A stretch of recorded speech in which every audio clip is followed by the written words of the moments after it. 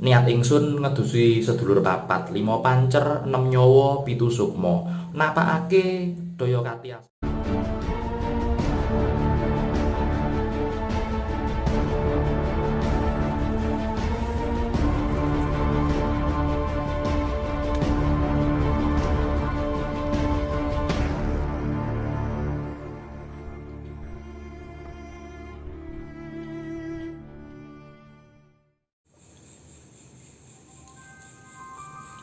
Selamat datang kembali kawan-kawan dari dunia lain. Minal aidin wal faizin, saya ucapkan mohon maaf lahir batin atas semua kesalahan ataupun kata-kata saya. Jikalau selama ini ada yang tidak berkenan, mohon maaf, saya sedalam-dalamnya dari hati saya yang paling dalam, mohon maaf lahir batin. Mohon relanya untuk memaafkan saya. Oke, pada video pertama saya setelah Hari Raya Idul Fitri ini, saya akan menjelaskan sedikit cara tentang ritual membuka aura dengan cara mandi kembang. Seperti apa ritualnya? Sebelum kita membahas ritualnya, izinkan saya mengingatkan Anda kembali, untuk Anda yang belum bergabung dengan channel ini, untuk segera bergabung dengan channel ini dengan cara subscribe, kemudian tinggalkan komentar-komentar Anda yang sekiranya berpositif untuk kami agar kami dapat mengembangkan channel ini lebih baik lagi ke depannya. Terima kasih. Oke, langsung saja. Kali ini saya akan membahas tentang mandi bunga, yaitu untuk meningkatkan aura. Mandi dengan racikan bunga tertentu untuk meningkatkan aura. Apa itu? Langsung saja kita simak video berikut ini. Oke, kali ini saya akan menjelaskan tentang tata cara mandi dengan menggunakan bunga, racikan bunga macan kerah. Karena apa? Macan kerah ini dulunya adalah untuk mandi para bangsawan, karena aromanya khas dan dipercaya dapat meningkatkan aura maupun kewibawaan barang siapa yang mandi dengan menggunakan ramuan ini. Bunga macan kerah ini ada dua jenis ramuan. Yang pertama adalah ramuan untuk jamu, dan yang kedua adalah ramuan untuk mandi. Nah, macan kerah ini sendiri merupakan campuran yang khas karena banyak sekali komponen di dalamnya untuk membersihkan aura, bahkan membersihkan kesialan, dipercaya seperti itu. Setelah Hari Raya Idul Fitri ini, saya akan mandi dengan menggunakan bunga macan kerah untuk pertama kalinya. Nah, jadi seperti ini, macam-macam sekali isinya, bukan seperti bunga yang kita kenal, racikan bunga kembang setaman atau bunga 7 rupa pada umumnya. Tapi di sini juga ada herbal atau tanaman-tanaman yang lain yang merupakan bukan bunga. Seperti ini adalah pinang, kemudian ini adalah bangle dan delingo, bahkan ada jahe di sini. Bunganya ada bunga apa saja? Seperti diketahui ada bunga mawar merah dan mawar putih, kemudian bunga kenanga, bunga melati, bunga kenanga dan bunga melati, dan kemudian ada bunga kantil juga. Sedangkan untuk campuran lainnya ada bermacam-macam, seperti rumpon-rumpon tertentu atau pohon-pohon tertentu, kapulaga, kemudian bangle, delingo, jeruk nipis, kemudian kayu secang, daun pandan, dan banyak lagi bahan-bahan yang di sini tidak bisa saya sebutkan ya. Ada kayu cendana juga soalnya. Bunga macan kerah ini tidak sembarangan dibikin. Ini biasanya hanya peracik-peracik bunga yang tahu apa saja campurannya secara lengkap. Ada juga daun sirih yang ketemu ruas seperti ini, daun sirih yang temu ros seperti ini, dan lain sebagainya. Ini dulu kala dipakai mandi hanya oleh para bangsawan dan para raja-raja. Ini juga ada kembang sedap malam dan lain sebagainya. Oke, bagaimana tata cara mandi kembang yang baik dan benar, dan bahkan bisa untuk meningkatkan aura kita, dan kemudian untuk menghilangkan kesialan-kesialan, dan kemudian untuk mencapai kesuksesan. Karena apa? Mandi kembang ini bukan hanya badan kita yang dimandikan, tapi juga roh kita atau spirit kita akan kemudian di reset atau di ini lebih bagus, ditingkatkan auranya agar lebih bagus, agar kita dapat menghadapi kehidupannya ke depan dengan lebih baik lagi. Oke, langsung saja kita menuju ke tata caranya ya. Lanjut. Anda sediakan ember, bisa diisi air dulu dan bisa juga kosong dulu seperti ini. Kemudian Anda masukkan dulu ramuan bunga, boleh seperti saya bunga macan kerah atau bunga-bunga lain, seperti mungkin Anda ingin ini hajat yang lain seperti kembang telon atau kembang gajah liman, atau pula bisa juga kembang setaman atau kembang tujuh rupa, tergantung hajat Anda seperti apa. Nah, untuk hajat khusus yang berbau pengasihan, keberuntungan dan kewibawaan, alangkah baiknya kita memakai kembang macan kerah seperti ini. Kemudian tentunya kita beri air dulu hingga air ini merendam kembangnya. Istilahnya semua kembang, semua ramuan bunga sudah terendam oleh air ini. Seperti ini.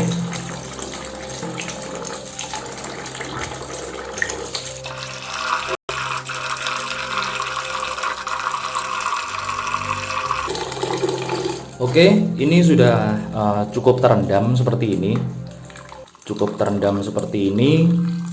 Kemudian biarkan dulu. Anda bisa langsung memenuhi embernya atau segini dulu. Tapi yang jelas, yang paling penting poinnya adalah Anda biarkan dulu kembang ini sekitar kurang lebih sekitar, kalau saya biasanya 15 lah, 10 sampai 15 menit lah. Tidak perlu lama-lama. Ada juga yang meninggalkannya sehari semalam dulu agar airnya semuanya istilahnya terkena dari ramuan kembang tersebut. Tapi saya akan meninggalkannya di sini 15 menit lebih dahulu, seperti itu. Oke, lalu ada apa lagi? Sebentar, kita lanjutkan dulu. Sembari menunggu mandi atau menunggu direndamnya ramuan bunga tersebut yang ada di air, kita siapkan. Anda bisa menyiapkan dupa atau wewangian. Bisa Anda siapkan dupa berbentuk kerucut, bisa juga seperti ini, dupa stick ya istilahnya. Kenapa saya pakai 3? Ini ada maksudnya. Maksudnya adalah yang pertama adalah untuk marca pada, yang kedua adalah untuk madya pada, yang ketiga adalah untuk maya pada, atau disebut juga 3 alam triloka, alam bawah, alam lelembut, dan kemudian alam manusia, dan kemudian yang terakhir adalah alam para dewa. Agar apa? Agar tiga kekuatan ini, 3 kekuatan makrokosmos ini selalu mengiringi dan melindungi kita. Seperti itulah istilahnya filosofi kenapa kita memakai 3 dupa ini. Kita nyalakan dengan korek.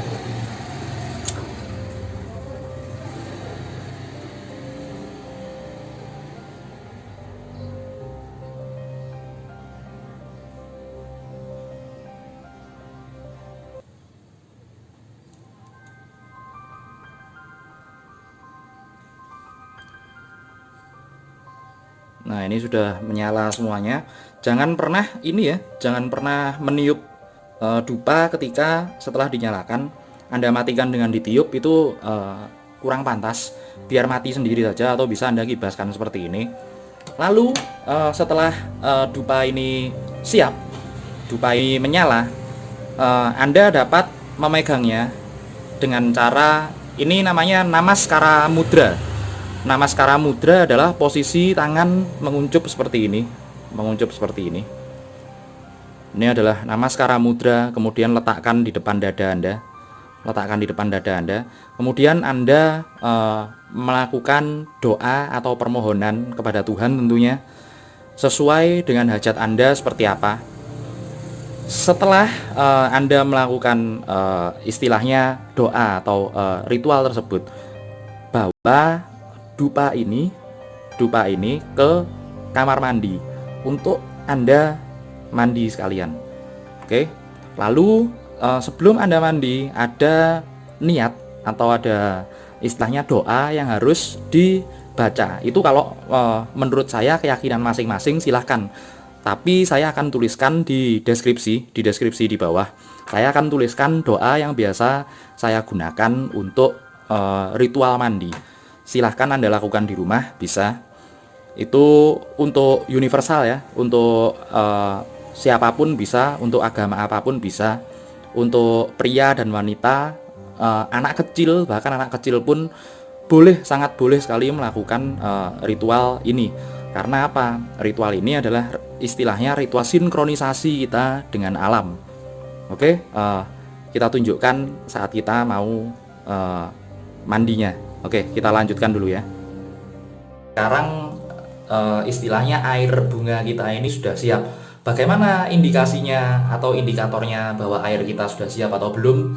Anda bisa cium, Anda bisa ambil sedikit air dan kemudian Anda cium. Jika sudah masuk aromanya sudah masuk ke dalam air itu, berarti air tersebut sudah siap untuk kita pakai mandi. Dan kemudian dupa yang ada yang kita pegang itu tadi, kita taruh. Ini boleh kita taruh di depan rumah, atau boleh juga kita taruh di tempat kita mandi. Itu boleh saja. Kemudian kita akan melakukan ritual mandi dengan membaca mantra terlebih dahulu. Seperti ini kira-kira mantranya. Anda dapat jika Anda tidak dapat mengikuti di sini, nanti saya tuliskan di deskripsi. Seperti ini kira-kira mantranya. Niat ingsun ngedusi sedulur papat, 5 pancer, 6 nyawa, 7 sukma. Napakake daya katiasan, daya kadigdayan, lan kabeh daya dayaning ing raga. Kemudian sebutkan hajat Anda. Ingin apa, dan kemudian yang terakhir tutuplah. Saka kersaning yang kang moho agung, bisa jadi seperti itu. Lalu kemudian bacalah doa sesuai dengan agama dan kepercayaan Anda, dan kemudian Anda siap mandi kembang. Setelah mandi kembang, saya sarankan agar Anda memakai pakaian yang baru yang bersih, dan kemudian Anda memakai wangi-wangian. Bisa juga jika Anda kemudian pada malam harinya Anda tutup dengan meditasi, meminta petunjuk kepada Tuhan tentang apa yang Anda hajatkan. Seperti itu kira-kira. Nah, sekian dulu tips mandi ini. Jika ada pertanyaan atau ada sesuatu yang kurang jelas, boleh Anda tanyakan di kolom komentar. Saya pastinya punya rahasia sendiri, saya pastinya punya sesuatu sendiri yang saya bacakan di air ini. Tapi itu mohon maaf, itu rahasia saya sendiri ya. Tidak akan saya share di sini. Oke, terima kasih. Sampai ketemu lagi di video-video selanjutnya. Sampai jumpa kembali kawan-kawan dari dunia lain.